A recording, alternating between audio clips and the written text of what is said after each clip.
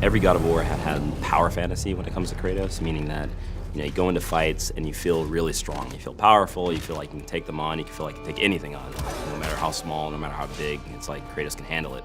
So for this game, even though we were changing pretty much everything about the combat, we wanted to make sure that Kratos still felt like he was a powerhouse. The two things that we had talked about early on were like, one, we don't want to make an open world game. Two, we don't want to just mimic Dark Souls. As much as we like that game, there is kind of this interesting loop inside of it that we wanted to capture. That's when we really, I think, started embracing the fact that not all of God of War just has to be charge in, hit, and then sort of wake up after everything's over, right? We just didn't have that strategic element, that cerebral engagement. And all of the pieces that we put together throughout development put the player in a position that they have to think as they're fighting. For this game, he's got a new weapon, his Leviathan axe, and with this weapon we wanted to be a little bit more tactical, still feel powerful at the end of the day, but have a little bit more decision making and a little bit more deliberate actions on the player. We've created scenarios in which, hey, it's advantageous to really experiment with this. And we've noticed that once people start seeing that, oh, I'm gonna try that one now, right? Because we give you a lot.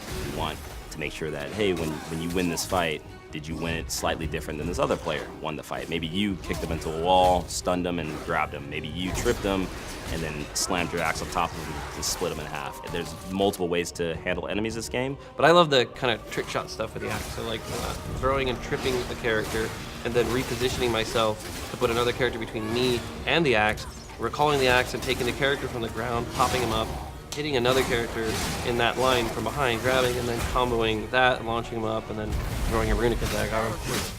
Once you throw your axe, we didn't want Kratos to be useless. We wanted to make sure that he still had a moveset, so he's got a shield that can expand on command now.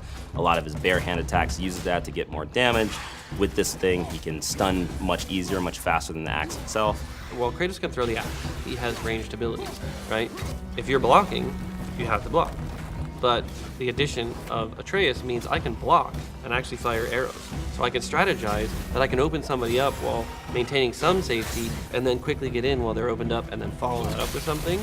So it gives you a really interesting sense that I can both have an aggressive stance and a defensive stance at the same time.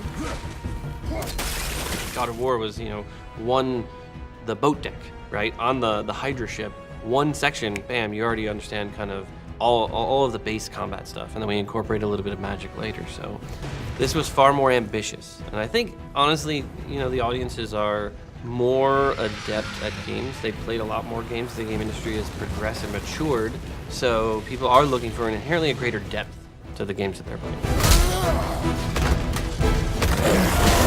Pre-order and get 3 shield skins for in-game. PlayStation